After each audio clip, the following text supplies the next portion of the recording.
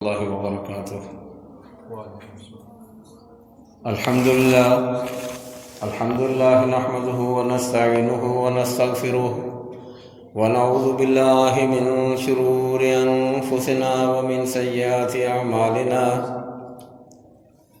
من يهده الله فلا مضل له ومن يضلله فلا هادي له، ونشهد أن لا إله إلا الله وحده لا شريك له، واشهد أن محمدا عبده ورسوله. اللهم صل على محمد وعلى آل محمد كما صليت على إبراهيم وعلى آل إبراهيم إنك حميد مجيد. اللهم بارك على محمد وعلى آل محمد كما باركت على إبراهيم وعلى آل إبراهيم إنك حميد مجيد.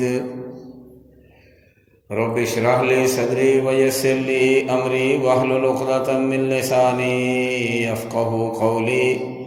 رب زدني علما. اللهم انفعنا بما علمتنا وعلمنا ما ينفعنا وزدنا علما. اما بعد فإن خير الحديث كتاب الله، وخير الهدي هدي محمد صلى الله تعالى عليه وسلم، وشر الأمور محدثاتها، وكل محدثة بدعة، وكل بدعة ضلالة، وكل ضلالة في النار. أعوذ بالله من الشيطان الرجيم. بسم الله الرحمن الرحيم.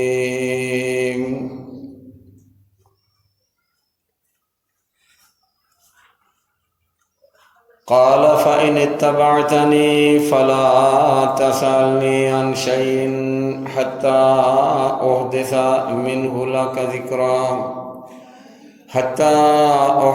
لك منه ذكرا. فانطلقا حتى إذا ركبا في السفينة خرقها قال خرقتها لتغرق أهلها لقد جئت شيئا إمرا. صدق اللہ مولانا العظیم وصدق رسولہ النبی الکریم. نحن علی ذلک من الشاہدین والشاکرین والحمد للہ رب العالمین.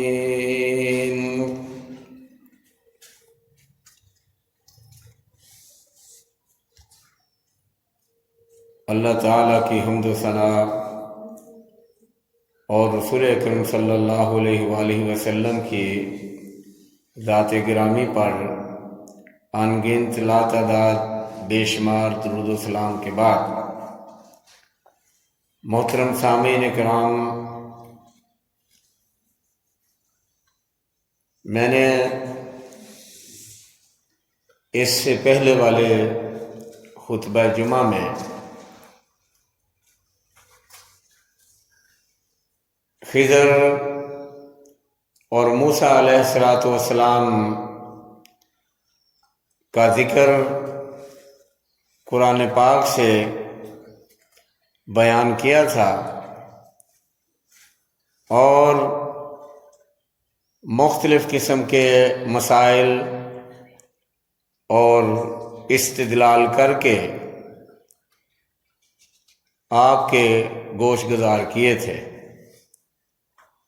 آج کا خطبہ بھی اسی سلسلے کی ایک کڑی ہے. ہم بیان کرتے ہوئے یہاں تک پہنچ چکے تھے کہ موسیٰ علیہ السلام کی خضر علیہ السلام سے ملاقات ہو گئی. اب مضمون اس سے آگے بیان کیا جائے گا کہ موسیٰ علیہ السلام جب ملے تو انہوں نے طلب علم کی خواہش کی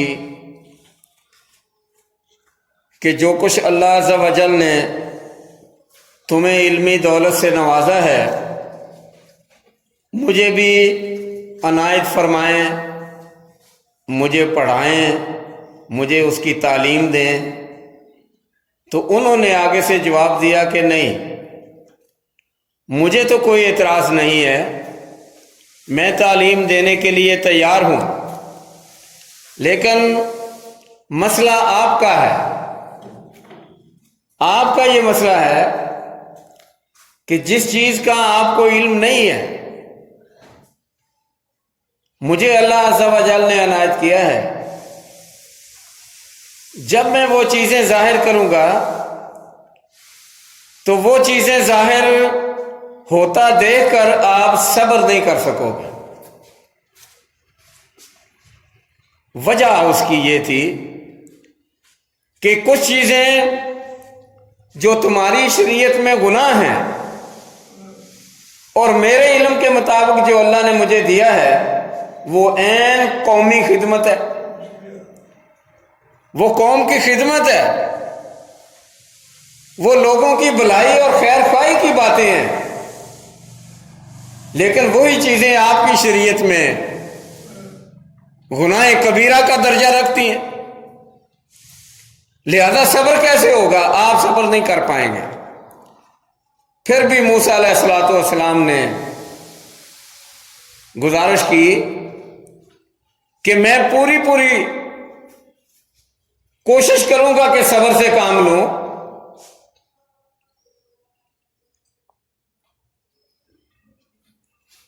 اور صبر کا دامن ہاتھ سے نہ چھوڑوں۔ خضر علیہ الصلوۃ والسلام کہنے لگے، موسیٰ یہ بات یاد رکھ کہ جو علم اللہ عز و جل نے مجھے دیا ہے تجھے اس سے اللہ عز و جل نے محروم رکھا ہے، اور جو تیرے پاس علم ہے وہ اللہ عز و جل نے مجھے نہیں دیا، لہذا چل پڑے۔ سب سے پہلے سفر کا آغاز جب ہوا تو کشتی پر سوار ہونے کی نوبت آئی، دریا پار کرنا تھا، کچھ علاقہ سمندر کا تھا وہ پار کرنا تھا، لہذا ساحل سمندر سے کشتی پہ بیٹھنے لگے تو کشتی والوں نے خضر علیہ الصلوۃ والسلام کو پہچان لیا۔ موسیٰ علیہ الصلوۃ والسلام تو مصر سے گئے تھے، دور سے گئے تھے، اجنبی تھے، مسافر تھے، غیر علاقے سے گئے ہوئے تھے، لیکن خضر علیہ الصلوۃ والسلام کا وہ اپنا علاقہ تھا، ان کا اپنا ملک تھا۔ ان لوگوں نے پہچان لیا، پہچان کے انہوں نے عزت کی، احترام کی، عزت و احترام سے پیش آئے۔ کیسے پتہ چلا کہ عزت و احترام سے پیش آئے؟ رسول اللہ صلی اللہ علیہ وآلہ وسلم نے ارشاد فرمایا، بخاری شریف میں یہ واقعہ موجود ہے، سورۃ کہف کی تفسیر میں رسول اکرم نے فرمایا، فَحَمَلُوهُمْ بغیر نول، کہ انہوں نے بغیر کرائے کے انہوں نے بٹھا لیا، کشتی کا کرایہ نہ لیا، اور یہ سب سے بڑا ادب اور احترام تھا، عزت تھی، اکرام تھا، بہت اپریشیٹ کیا انہوں نے کہ حضرت تشریف لائیں، کرائے کی ضرورت نہیں ہے، بڑی عزت دی، وی آئی پی انہوں نے سیٹیں دی، اچھی جگہ پہ بٹھایا، لیکن جب کشتی چل پڑی، دریا میں گئی، سمندر کے گہرے علاقے میں گئی، تو اچانک کیا کیا انہوں نے؟ کلاڑا پکڑا۔ ایک حدیث کے الفاظ یہ ہیں، کلاڑا نہیں، تیشا پکڑا، تیسا جو ہوتا ہے، تیسا بھی کہتے ہیں، تیشا بھی کہتے ہیں، لکڑی کو کاٹنے کے کام آتا ہے، ترخان لوگ استعمال کرتے ہیں، کلاڑا یا تیشا، دونوں میں سے کوئی ایک چیز پکڑی۔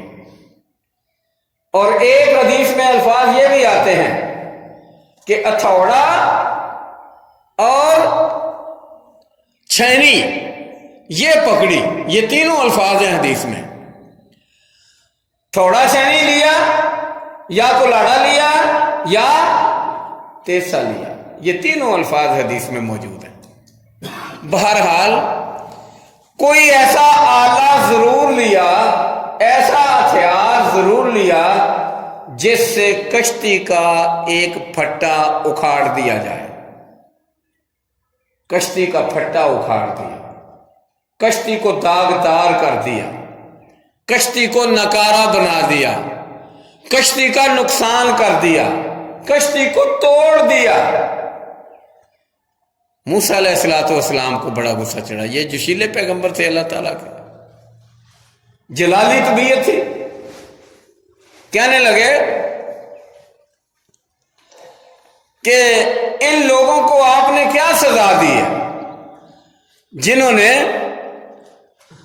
ہمیں بغیر کرائے کے بٹھا لیا ہے، عزت احترام کیا ہے ہمارا، اور آپ نے ان کا نقصان کر دیا، کشتی توڑ دی ہے۔ ساتھ ساتھ ہی میں بتاتا جاتا ہوں، یہ اسلوب تکلم ہے ایک،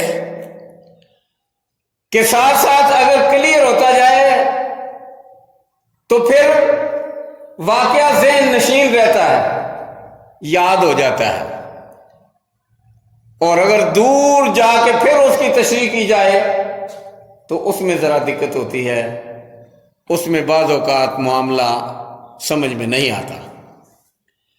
اب ساتھ ہی بتا دیتے ہیں کہ موسیٰ علیہ السلام تو غصے ہو گئے، قال اخرقتها لتغرق اهلها، اچھا صلہ دیا ہے آپ نے ان لوگوں کو جنہوں نے ہماری عزت کی، احترام کی، آپ بغیر کرائے کہ ہمیں بٹھا لیا، آپ نے ان کی کشتی توڑ دی ہے، اور توڑ دی ہے کشتی، مجھے تو ایسے لگتا ہے لتغرق اهلها، تو نے اسی لیے کشتی توڑی ہے تاکہ پانی اندر داخل ہو جائے اور سارے کے سارے ہم غرق ہو کے مر جائیں ادھر۔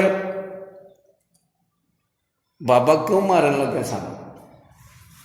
کشتی پنچھڑی پڑ گئی۔ وہ آگے سے گویا ہوئے کہ آپ کو یہ ناگوار گزرا ہے۔ موسیٰ علیہ السلام نے صاف کہا لَقَدْ جِئْتَ شَيْئًا إِمْرًا، یہ ایسا معاملہ ہے جس کو نظر انداز نہیں کیا جا سکتا، یہ تو نے لوگوں کے ساتھ زیادتی کی ہے اور سری زیادتی کی ہے۔ کیوں زیادتی کی ہے؟ فوراً بولے أَلَمْ أَقُلْ إِنَّكَ لَن تَسْتَطِيعَ مَعِيَ صَبْرًا، موسیٰ میں نے پہلے نہیں کہہ دیا تھا تو اسے صبر نہیں ہونا؟ صبر کیوں نہیں کیا؟ چپ کیوں نہیں کیا؟ یہ انداز نہیں ہے علم حاصل کرنے کا کہ استاد کی نافرمانی کی جائے، نہیں، استاد کی فرما برداری کو مد نظر رکھا جائے کہ استاد جو کر رہا ہے ٹھیک کر رہا ہے۔ اس طرح تو علم نہیں حاصل ہوگا۔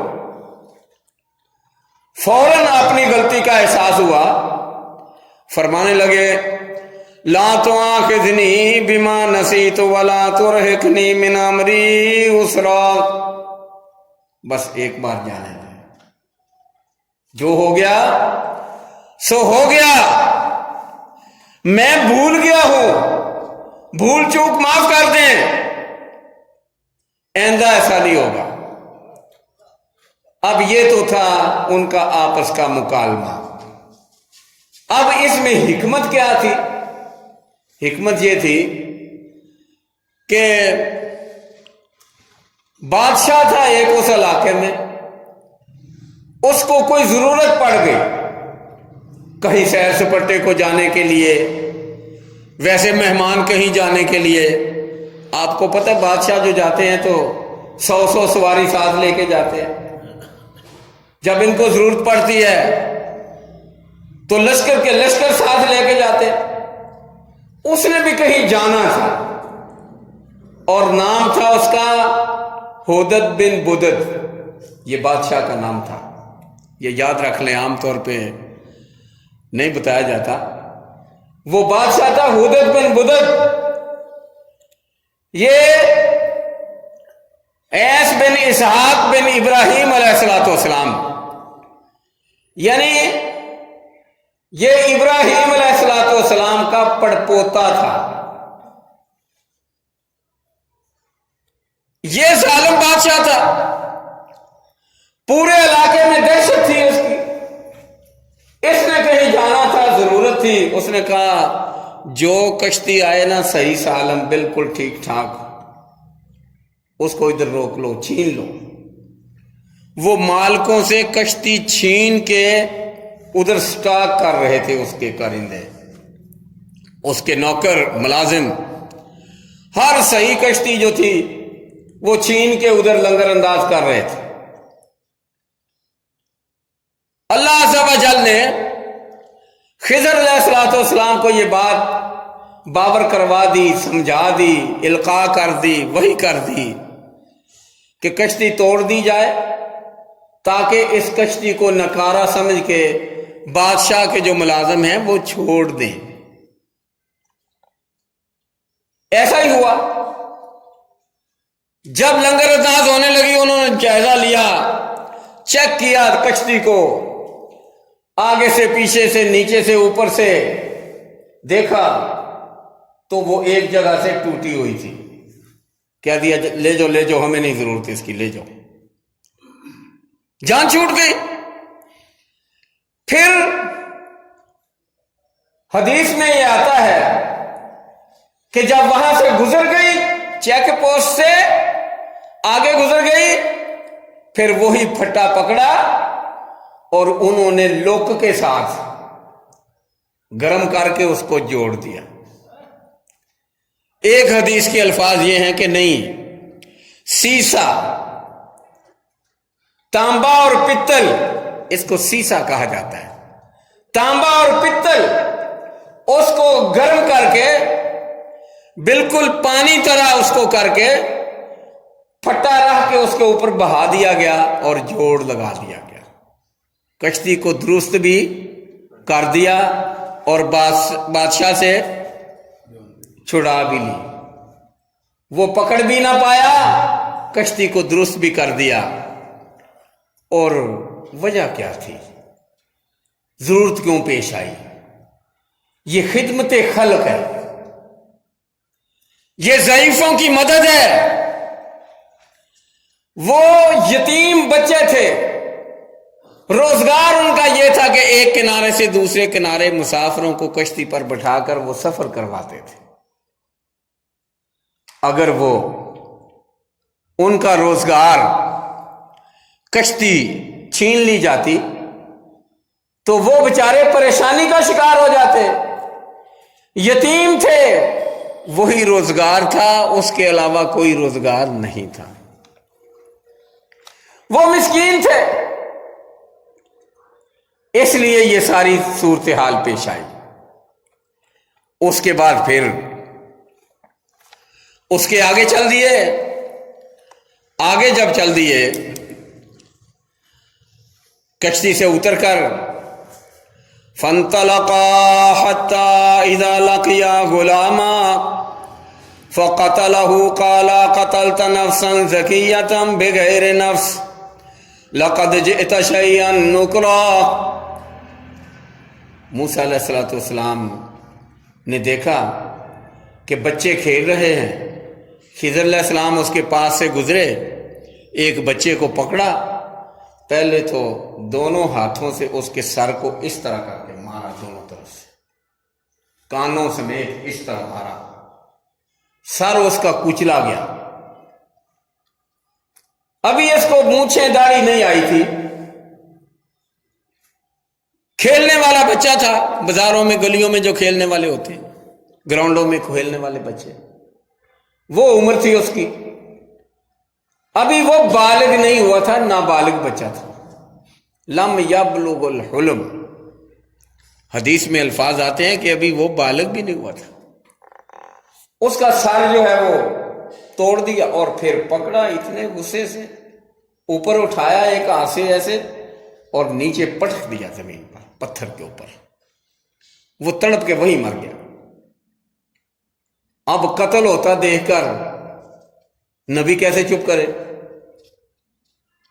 یہ جب قتل ہوتا دیکھا تو موسیٰ علیہ الصلوۃ والسلام کہنے لگے اقتلت نفسا زکیۃ بغیر نفس، تو نے بالکل معصوم جان کو مار دیا ہے حالانکہ اس کا کوئی قصور بھی نہیں، بے قصور، اور پھر ہے بھی معصوم، ہے بھی بچہ، وہ تو کوئی غلطی بھی کر لے تو وہ غلطی اس کی معاف ہوتی ہے، کیونکہ حدیث شریف میں آیا ہے، بخاری میں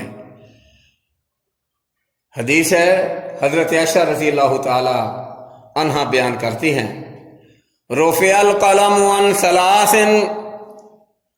عن الصبی حتی یحلم، وعن النائم حتی یستیقظ، وعن المجنون حتی یفیق۔ یہ حدیث شریف بخاری میں ہے، ام المومنین حضرت عائشہ رضی اللہ تعالی عنہا بیان کرتی ہیں، رسول اللہ نے فرمایا 3 ایسے افراد ہیں جن کا گناہ نہیں لکھا جاتا، اللہ تعالیٰ نے فرشتوں کو منع کیا ہے کہ یہ گناہ کر لیں تو ان کا گناہ نہیں لکھنا، ان کے ذمہ کوئی گناہ نہیں۔ کون کون؟ فرمایا سونے والا جب تک وہ جاگ نہ جائے۔ اب نماز نہ پڑھنا گناہ ہے، ایک بندہ سویا ہوا ہے، جاگ ہی نہیں آئی، نہ کسی نے جگایا، نہ خود جاگ آئی، تو نماز کا ٹائم گزر گیا پورے کا پورا، زور سے پہلے سویا ہوا، عصر کی اذان ہو گئی، پورا وقت گزر گیا۔ اب اگر کوئی جانتا بوجھتا جاگتا ہوا نہ پڑے تو وہ تو گناہ گار ہے۔ اب اگر کوئی سویا ہوا ہے، اس کو جاگ ہی نہیں آئی، تو پھر وہ گناہ گار نہیں ہے۔ سویا ہوا کوئی گناہ کر لے جب تک وہ جاگ نہ جائے وہ گناہ گار نہیں ہے۔ دوسرا بندہ کون ہے؟ فرمایا عن المجنون حتی یفیق، کوئی بندہ اس کو دورہ پڑا ہے یا اس کا دماغ چل گیا ہے، وہ بیوقوف ہو گیا ہے، پاگل ہو گیا ہے، دیوانہ ہو گیا ہے، اس کی عقل کام نہیں کر رہی، اس کو کوئی ہوش نہیں، بے ہوش ہو گیا ہے، جب تک اس کو ہوش نہ آ جائے اس وقت تک وہ بھی کوئی گناہ کر بیٹھتا ہے تو اس کے ذمہ کوئی گناہ نہیں، اللہ فرماتے ہیں نہیں لکھنا۔ تیسرا بندہ کون ہے؟ وَعَنِ الصَّبِيِّ حَتَّى يَحْلُمْ، بچہ جب تک وہ بالغ نہ ہو جائے، جب تک اس کو نفع اور نقصان کا پتہ نہ چل جائے، جب تک وہ عقل مند نہ ہو جائے۔ اصل میں ان تینوں میں مشترک جو چیز ہے وہ کیا ہے؟ وہ یہ ہے عقل، سوچ، سمجھ، شعور، یہ مشترک ہے تینوں میں۔ اگر شعور ہے تو شعور کے ہوتے ہوئے، سمجھ اور عقل کے ہوتے ہوئے، جانتے بوجھتے گناہ کرتا ہے تو وہ لکھا جائے گا، اگر بے شعوری میں کرتا ہے تو وہ نہیں لکھا جائے گا۔ سویا ہوا ہے اس کو بھی شعور ہے کوئی نہیں، پاگل ہو گیا، کوئی مجنون ہو گیا، دیوانہ ہو گیا، اس کو بھی کوئی نہیں، بچہ جو ہے اس کو بھی کوئی نہیں، وہ کھیل رہا ہے، اس کو پتہ نہیں کہ میرا ٹائم ضائع ہو رہا ہے، پتہ ہی نہیں اس کو۔ اسی طرح کھیلتا کھیلتا بچہ پانی میں جا رہا ہے، اس کو پتہ نہیں کہ میں ڈوب کے مر جاؤں گا، اس کو پتہ نہیں ہے، لیکن وہ آگے جا رہا ہے کیونکہ اس کو شعور کوئی نہیں۔ عقل کے ہوتے ہوئے، سمجھ اور سوچ اور شعور کے ہوتے ہوئے اگر کوئی گناہ کرتا ہے تو وہ گناہگار ہے۔ اگر کوئی بیوقوفی میں کرتا ہے، پاگل پن میں کرتا ہے، لاشعوری میں کرتا ہے، بچپن میں کرتا ہے، اس کے ذمہ کوئی گناہ نہیں ہے۔ تو یہی نقطہ اٹھایا موسیٰ علیہ السلام نے کہ خضر یہ کیا کیا ہے؟ تو نے ایک ایسا بچہ مارا ہے جو معصوم تھا، جس کے ذمہ کوئی گناہ نہیں تھا۔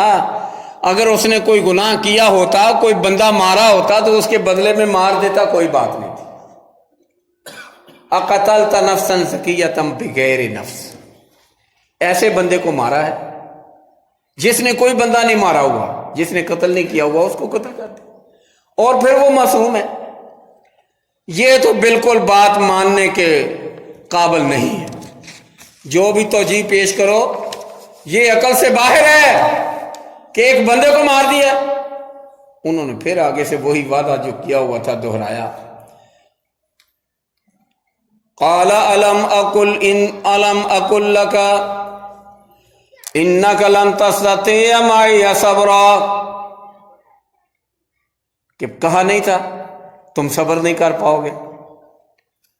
قال ان سألتك عن شيء بعدها فلا تصاحبني قد بلغت من لدني عذرا۔ اچھا استاد جی، اب اگر میں نے کوئی سوال کیا نا، صبر کا دامن ہاتھ سے چھوڑ دیا نا، اگر اب میں بولا نا آپ کے کام میں، تو پھر میری چھٹی کرا دینا، پھر مجھے پڑھانا چھوڑ دینا، مجھے گھر بھیج دینا۔ یہ معنی ہے صاف صاف۔ فلا تصاحبنی، پھر مجھے اپنے ساتھ نہ رکھنا، چھٹی کرا دینا، گھر بھیج دینا۔ کیوں؟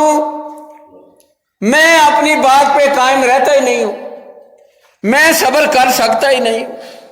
علم حاصل کرنے کے لیے جہاں اور چیزیں ضروری ہیں وہاں صبر کا ہونا بھی ضروری ہے، استاذ کی بات ماننا بھی ضروری ہے، صبر کرنا بھی ضروری ہے، لیکن یہ دونوں چیزیں نہیں ہو رہی، تو لہذا میری چھٹی کرا دینا۔ اب میں اگر سوال کوئی کیا تو پھر اس کو مارا کیوں تھا؟ میں یہاں ساتھ ساتھ کلیئر کرتا چلا جاؤں، اس کو مارا کیوں تھا؟ قرآن پاک نے اس کی وجہ یہ بیان کی کہ بچہ وہ کافر تھا، جیسا کہ حدیث میں بھی آتا ہے۔ بچے کی فطرت جو تھی وہ کافرانہ تھی، اور اس کے والدین جو تھے وہ مومن تھے۔ اس میں شر بری ہوئی تھی، شیطنت بری ہوئی تھی۔ اس بچے کی فطرت جو تھی وہ غیر سلیم تھی۔ بچہ کافر اور ظالم بچہ تھا، والدین بوڑھے تھے، والدین کے لیے مصیبت کا باعث بنتا، کسی کو قتل کر دیتا، اس کے بدلے میں ان کے والدین کو قتل کر دیا جاتا۔ یہ چوری چکاری کرتا، اس کے بدلے میں والدین کو پکڑا جاتا، اس لیے اس کو مار دیا گیا، اور اللہ تعالیٰ نے اس کے بدلے میں ان والدین کو اور اولاد سے نوازا، جن کی پشت سے پھر اللہ تعالیٰ نے تقریباً 70,000 نبی پیدا کیا۔ یہ تھا علم جو خضر علیہ السلام کو اللہ نے دیا، اور موسیٰ علیہ السلام کو جس سے محروم رکھا گیا۔ اور پھر اس کے بعد آگے چلے، فَانْطَلَقَا حَتَّى إِذَا أَتَيَا أَهْلَ قَرْيَةٍ اسْتَطْعَمَا أَهْلَهَا فَأَبَوْا أَنْ يُضَيِّفُوهُمَا فَوَجَدَا فِيهَا جِدَارًا يُرِيدُ أَنْ يَنقَضَّ فَأَقَامَهُ قَالَ لَوْ شِئْتَ لَاتَّخَذْتَ عَلَيْهِ أَجْرًا قَالَ هَذَا فِرَاقُ بَيْنِي وَبَيْنَكَ سَأُنَبِّئُكَ بِتَأْوِيلِ مَا لَمْ تَسْتَطِعْ عَلَيْهِ صَبْرًا۔ آگے گئے، چلتے چلتے ایک گاؤں آیا۔ بعض نے کہا ہے اس گاؤں کا نام ایکا تھا، بعض نے کہا نہیں ایلیا تھا، بعض نے کوئی اور نام بھی پیش کیے کہ اس گاؤں کا نام یہ تھا۔ بہرحال حدیث میں یہ بھی لفظ آتے ہیں کہ بڑے کمینے تھے اس گاؤں والے لوگ۔ کمینگی کا پتہ چلتا ہے نا ان کے کردار سے، ان کے رویے سے پتہ چلتا ہے۔ چلتے چلتے چلتے وہ مچھلی جو تھی وہ تو زندہ ہو کے کہاں چلی گئی؟ پانی میں چلی گئی تھی۔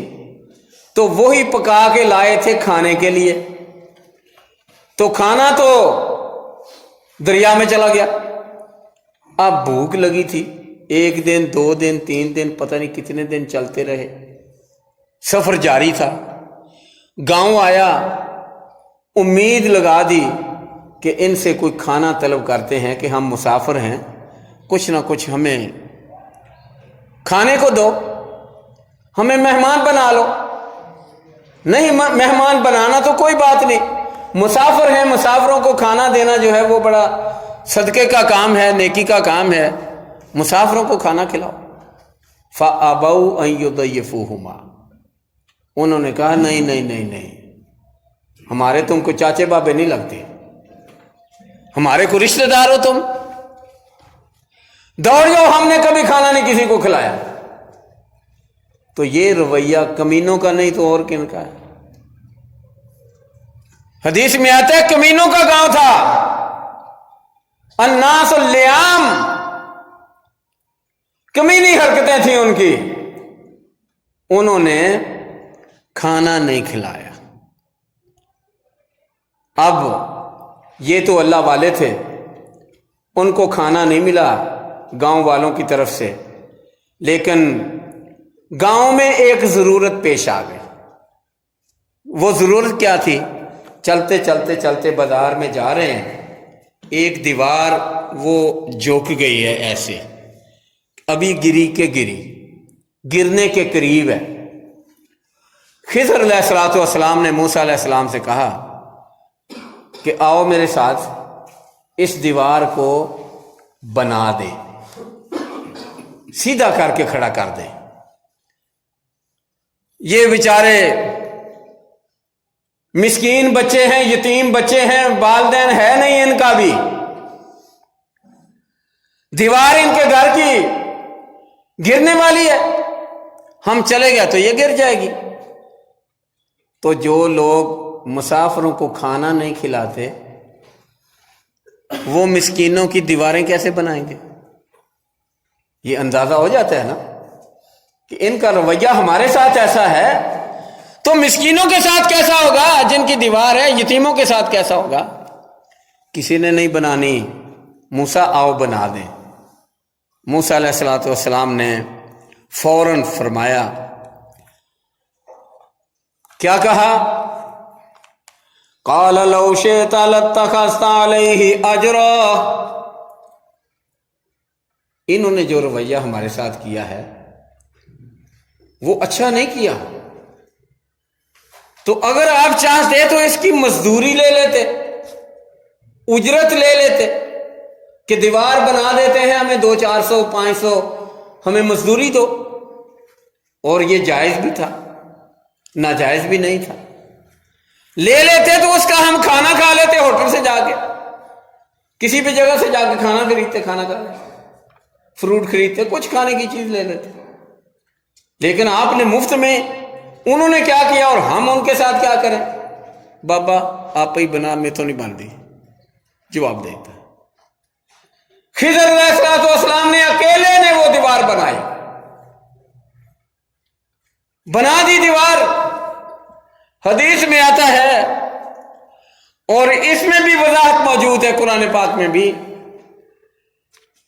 کیا وَأَمَّا الْجِدَارُ فَكَانَ لِغُلَامَيْنِ يَتِيمَيْنِ فِي الْمَدِينَةِ وَكَانَ تَحْتَهُ كَنْزٌ لَهُمَا، وہ دیوار 2 یتیم بچوں کی تھی، 2 یتیم بچے تھے، ان کے گھر کی وہ دیوار تھی، اور پھر کیا دیوار تھی، گر جاتی بن جاتی، کوئی بناتا نہ بناتا، نہیں، اصل معاملہ یہ تھا وَكَانَ تَحْتَهُ كَنْزٌ لَهُمَا، اس کے نیچے ان کا خزانہ تھا مدفون، جس طرح پرانے وقتوں میں ڈبی میں سونا ڈال کے دیوار میں دفن کر دیا، نیچے بنیاد میں رکھ دیا، گھڑا یا کسی گاگر میں زیورات ڈال کر، سونا چاندی ڈال کر خزانہ دفن کر دیا گھر میں، اسی طرح ان کے والدین نے بچوں کے لیے یہ خزانہ دفن کیا ہوا تھا دیوار کے نیچے۔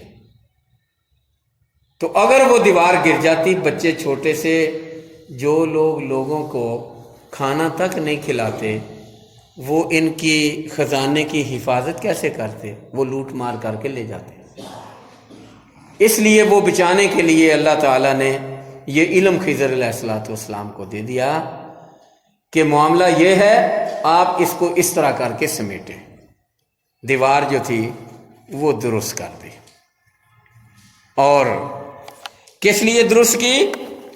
فَأَرَادَ رَبُّكَ أَن يَبْلُغَا أَشُدَّهُمَا وَيَسْتَخْرِجَا كَنْزًا لَهُمَا رَحْمَةً مِّن رَّبِّكَ وَمَا فَعَلْتُهُ عَنْ أَمْرِي ذَلِكَ تَأْوِيلُ مَا لَمْ تَسْتَطِعْ عَلَيْهِ صَبْرًا۔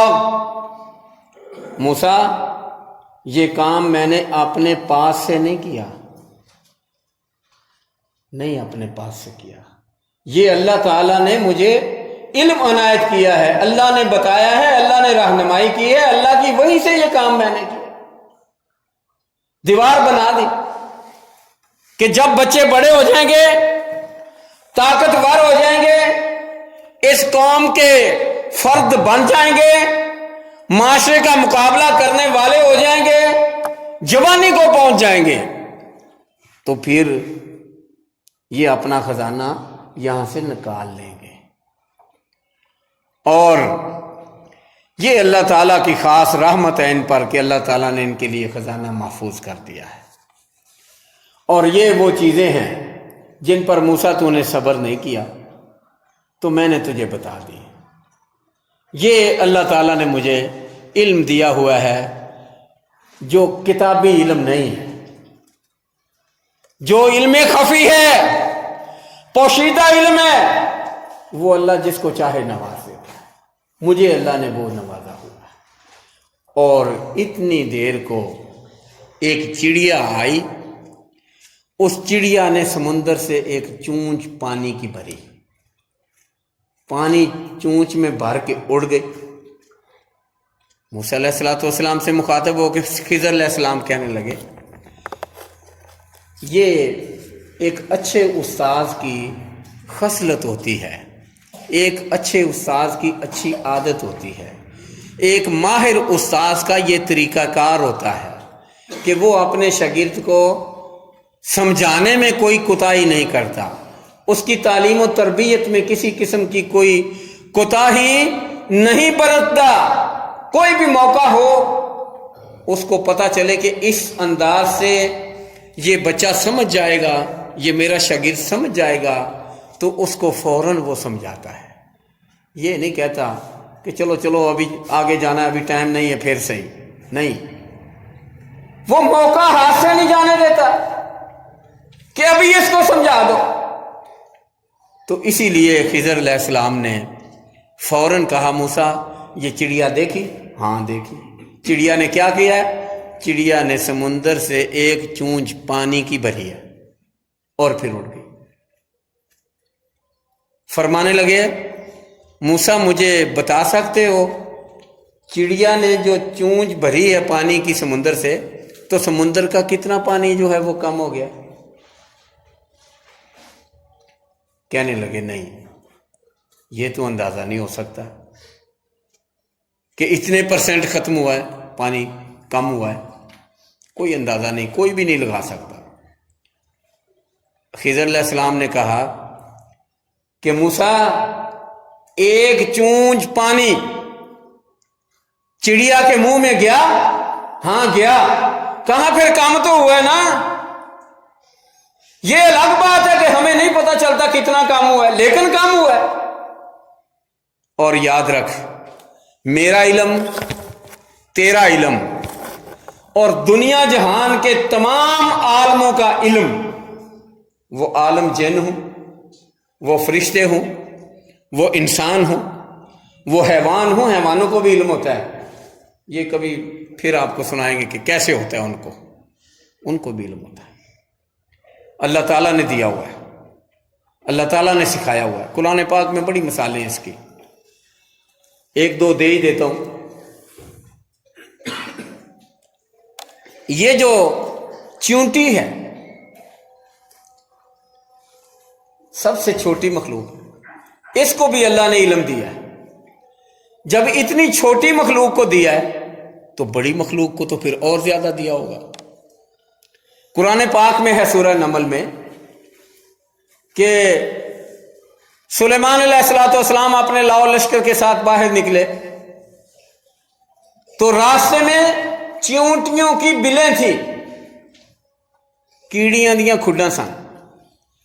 ایک چیونٹی نکلی، اس نے اپنی تمام چیونٹیوں کو آواز لگا کے کہا، چیونٹیوں سنو سنو سنو، ضروری اعلان سنو۔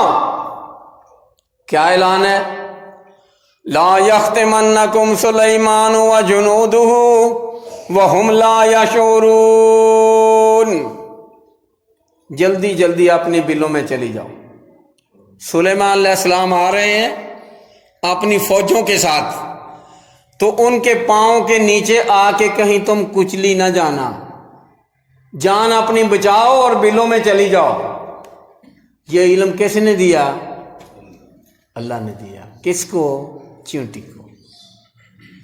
تو اس لیے حیوانوں کو بھی علم ہے، جانوروں کو علم ہے، انسانوں کو بھی علم ہے، جنوں کو بھی علم ہے۔ اس کی بھی مثال قرآن پاک میں موجود ہے سورہ سبا میں، کہ جنوں کو بھی علم ہے، فرشتوں کو بھی علم ہے۔ اس کی دلیل پہلے سپارے میں ہے۔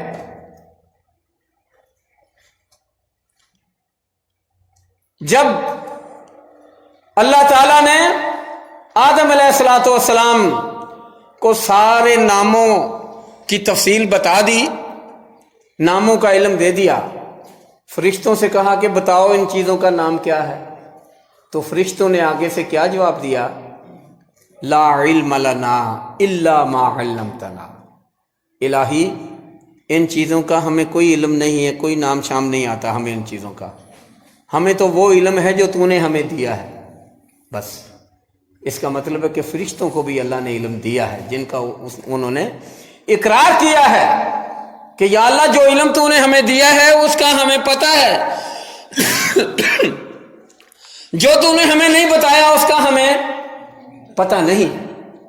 تو خضر علیہ السلام نے مخاطب کر کے موسیٰ علیہ السلام سے کہا، موسیٰ جتنا علم میرا اور جتنا علم تیرا، جتنا علم فرشتوں کا، جتنا علم حیوانوں کا، جتنا علم تمام دنیا کے انسانوں کا، جتنا علم تمام جنوں کا، جتنا علم تمام علماء کا، وہ سارا علم جمع کر لیا جائے تو اللہ تعالیٰ کے مقابلے میں اتنا بھی نہیں بنتا جتنا وہ چڑیا پانی کی چونچ بھر کے سمندر سے لے گئی ہے۔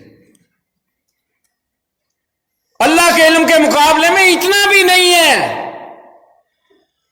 تمام کائنات کے علماء کا علم، میرا اور تیرا بھی علم، جنوں اور انسانوں کا بھی علم، فرشتوں کا بھی علم، سب کا جمع کر لیا جائے تو اتنا بھی نہیں ہے جتنا وہ چڑیا پانی کی چونچ بھر کے سمندر سے لے گئی ہے، اور سمندر سے کچھ کم نہیں ہو، اتنا علم بھی نہیں ہے۔ اور یہ میں نے اپنے پاس سے نہیں کیا کہ مجھے بڑا علم ہے جی، میں غیب دان ہوں، مجھے سب چھپی ہوئی چیزوں کا پتہ ہے۔ نہیں نہیں، مجھے بھی اتنا ہی پتہ ہے جتنا اللہ تعالیٰ نے مجھے سکھایا۔ یہ سارے قصے میں بغیر کسی تبصرے کے ایک بات کی طرف اشارہ ضرور کروں گا کہ لوگ آج کل عقیدہ رکھتے ہیں کہ ولی جانتے ہیں جی، سب کچھ جانتے ہیں، نبی بھی سب کچھ جانتے ہیں جی، عالم الغیب ہوتے ہیں، غیب کا علم دیا ہوا ہے جی سب کو۔ اچھا، نبیوں کو اگر میرے بھائی ٹھنڈے دل غور کرنا، سوچنا اس بات کو کہ اگر نبیوں کو علم غیب ہی ہے، سب غیب کی چیزیں ان کو پتہ ہے، تو موسیٰ علیہ الصلوۃ والسلام پھر اتنا سفر کر کے خضر علیہ الصلوۃ والسلام کے پاس کیا لینے آئے تھے؟ سوال ہے، جواب آپ نے دینا ہے، جواب آپ نے دینا ہے۔ میرا صرف سوال ہے، اور واقعہ قرآن پاک میں، یہ بھی نہیں کہ دادی اماں کہتی تھی، نانی اماں کہتی تھی، میرے بابا جان سناتے تھے، میرے دادا جی سنایا کرتے تھے، دیو مالائی قصے نہیں ہیں، یہ اللہ تعالیٰ کا قرآن ہے، منزل من اللہ ہے، وحی الہی ہے، سچا قرآن، سچا کلام ہے، کلام الہی ہے، اللہ تعالیٰ کا فرمان ہے کہ موسیٰ علیہ الصلوۃ والسلام خضر علیہ السلام کے پاس علم لینے آئے۔ تو اگر عالم الغیب ہی ہوتے ہیں نبی، تو پھر کیا لینے آئے تھے؟ دوسری بات یہ کہ جب موسیٰ علیہ الصلوۃ والسلام کے سامنے کشتی کا پھٹا توڑا گیا تھا، تو اگر موسیٰ علیہ الصلوۃ والسلام کو علم ہوتا کہ اس لیے توڑا ہے، تو پھر خوش ہوتے کہ ناراض ہوتے؟ یہ دوسرا کوشچن ہے۔ موسیٰ علیہ الصلوۃ والسلام کے سامنے ان مسکین بچوں کی کشتی کا پھٹا توڑ دیا، نقصان کر دیا۔ موسیٰ علیہ السلام کو اگر اندر والی بات کا پتہ ہوتا، عالم الغیب ہوتے، تو پھر وہ خوش ہوتے کہ بہت بر وقت یہ کارروائی کی آپ نے، کشتی بچا دی ان کی، خوش ہوتے۔ لیکن وہ تو غصے ہو رہے ہیں کہ بابا نقصان کیوں کیا ہے، انہوں نے بغیر کرائے کے بٹھا لیا اور تو نے یہ اس کا صلہ دیا ہے۔ وہ تو گلے پڑنے آ رہے ہیں۔ یا یہ پھر ڈرامہ ہے کہ اوپر سے کر رہے ہیں، اندر سے نیت ان کی اور تھی نہ، وہ جو کچھ کر رہے تھے سچ ہے، اور یہ ماننا پڑے گا کہ ان کو غیب کا علم نہیں تھا، ہوتا تو وہ پھر ناراض نہ ہوتے۔ اسی طرح دیوار کا واقعہ ہے، اسی طرح وہ بچے کو مارنے والا واقعہ ہے۔ عقیدے اپنے قرآن پاک کے مطابق درست کر لیے جائیں تو اسی میں خیر اور اسی میں بھلائی ہے۔ پھر موسیٰ علیہ الصلوۃ والسلام اس کے بعد واپس آ گئے۔ رسول اکرم صلی اللہ علیہ وآلہ وسلم نے ارشاد فرمایا، اللہ تعالیٰ موسیٰ علیہ الصلوۃ والسلام پر رحم کرے، اگر وہ صبر کرتے تو اسی قسم کے 100 واقعہ پیش آتے، اور 100 واقعہ پیش آنے کے بعد پھر خضر علیہ الصلوۃ والسلام اس کی تشریح کرتے، 100 واقعہ گزرنے کے بعد پھر اس کی تشریح کرتے، تفسیر کرتے، پھر بتاتے کہ پہلی جو مہم پیش آئی، پہلا واقعہ پیش آیا اس وجہ سے، دوسرا اس وجہ سے، تیسرا اس وجہ سے، 100 تک لے کے جاتے۔ لیکن انہوں نے صبر نہ کیا، اس لیے اللہ تعالیٰ نے یہاں تک کہ ان کی ملاقات رکھی، اس کے بعد وہ واپس آ گئے۔ اب بعض لوگوں کا یہ عقیدہ ہے کہ خضر علیہ الصلوۃ والسلام یہ پانیوں میں رہتے ہیں۔ اللہ کے بندو، انسانوں کے لیے اللہ تعالیٰ نے یہ زمین بنائی ہے۔ قرآن پاک میں اس کا ذکر ہے کہ انسانوں کے لیے ہم نے زمین بنائی۔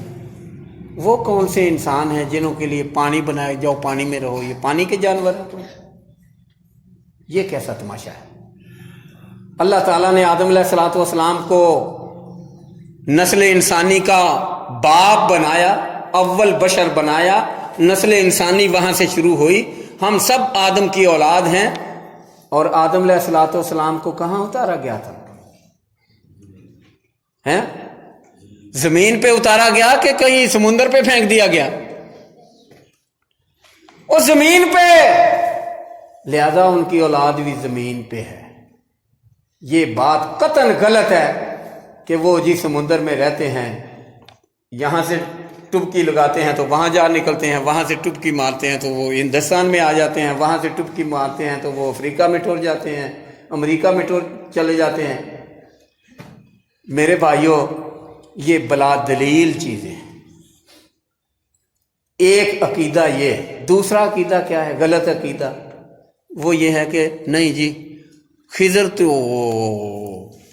اللہ اللہ اللہ حیات خضر، انہوں نے تو مرنا ہی نہیں، قیامت کے دن تک موجود ہیں، زندہ ہیں جی، آتے جاتے رہتے ہیں ولیوں کے پاس، زیارت ہوتی رہتی ہے ان کو۔ اللہ اکبر، یہ بھی غلط عقیدہ ہے۔ اللہ تعالیٰ نے فرمایا کل نفس ذائقۃ الموت، ہر متنفس چیز نے مرنا ہے۔ اللہ تعالیٰ نے خالق الحیات والموت لیبلوکم ایکم احسن عملا، اللہ نے زندگی بنائی ہے تو موت بھی بنائی ہے، زندگی بنائی ہے تو موت بھی بنائی ہے۔ موت کس لیے بنائی ہے؟ زندگی کے لیے بنائی ہے، زندگی کو ختم کرنے کے لیے بنائی ہے۔ زندگی کے خاتمے کا نام موت ہے۔ اللہ تعالیٰ نے ہر متنفس کے لیے، ہر جاندار کے لیے، ہر سانس لینے والی چیز کے لیے اللہ نے موت رکھی۔ تو مرنا ہے اور مر گئے، آئندہ جو ہیں یہ مر جائیں گے، آنے والے جو ہیں وہ بھی مریں گے۔ تو یہ عقیدہ رکھنا کہ فلاں مرتا ہی نہیں ہے، یہ بھی قرآن و سنت کے خلاف عقیدہ ہے۔ تو یہاں تک ان کی ملاقات رہی، اور پھر موسیٰ علیہ الصلوۃ والسلام واپس اپنے علاقے میں، اپنے ملک میں مصر تشریف لے آئے۔ تو یہ تھے دروس اور عبر اور درس اور سبق جو اس واقعہ سے ہمیں ملتے ہیں۔ اللہ تعالیٰ سن کر سمجھنے کی، عمل کرنے کی توفیق عطا فرمائے۔ وآخر دعوانا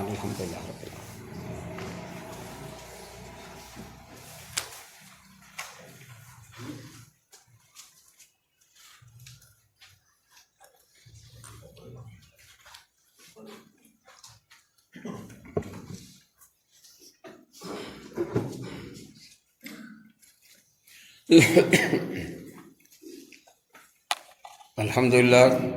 الحمدللہ نحمدہ ونستعینہ ونستغفرہ ونعوذ باللہ من شرور انفسنا ومن سیئات اعمالنا، من یہدہ اللہ فلا مضل لہ ومن یضللہ فلا ہادی لہ، ونشہد ان لا الہ الا اللہ وحدہ لا شریک لہ، واشہد ان محمدا عبدہ ورسولہ۔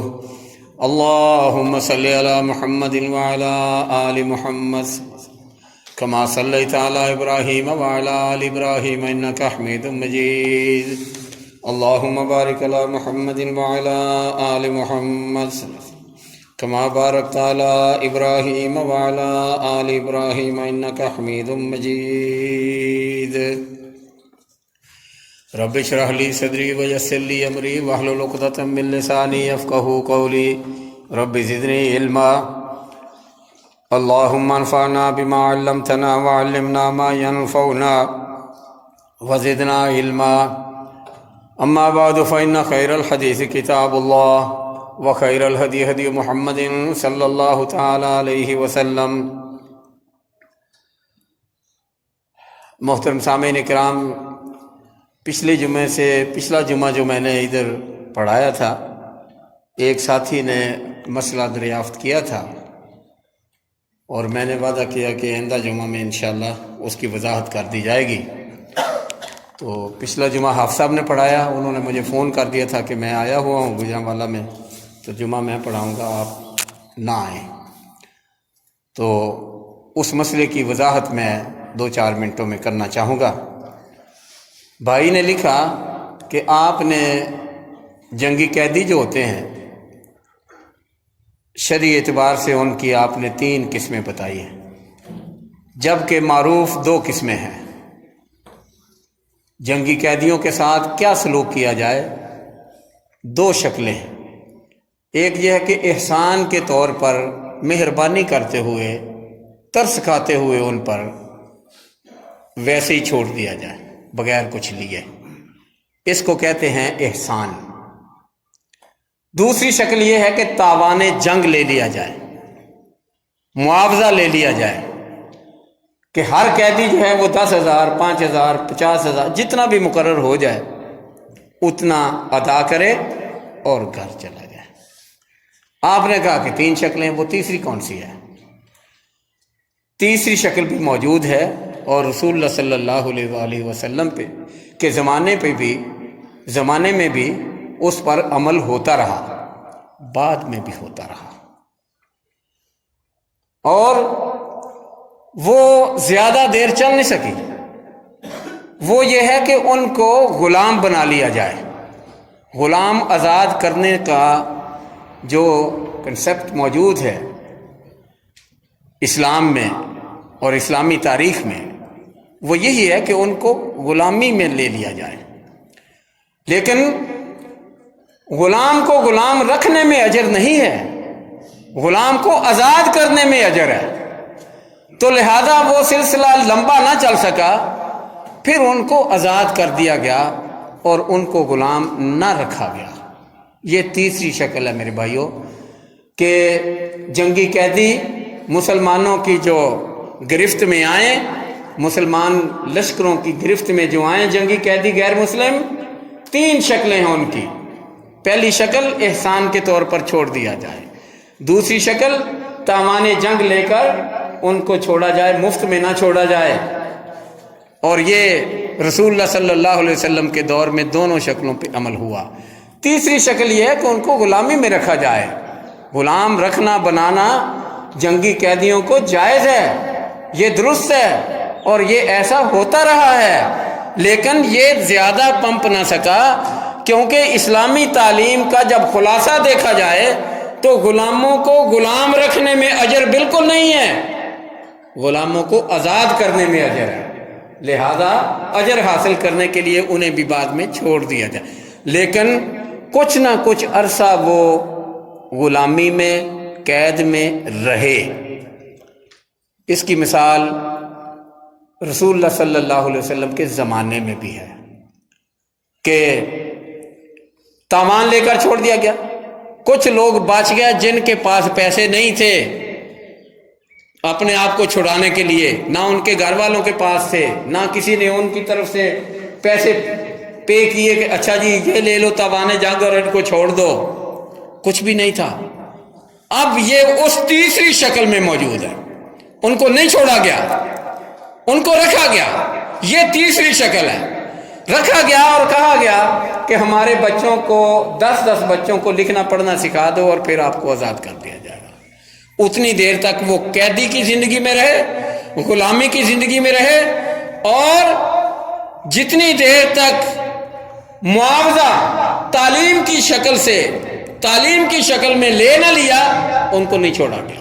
یہ ایک تیسری قسم ہے۔ اللہ تعالیٰ سمجھنے کی توفیق عطا فرمائے۔ وآخر دعوانا الحمدللہ رب العالمین۔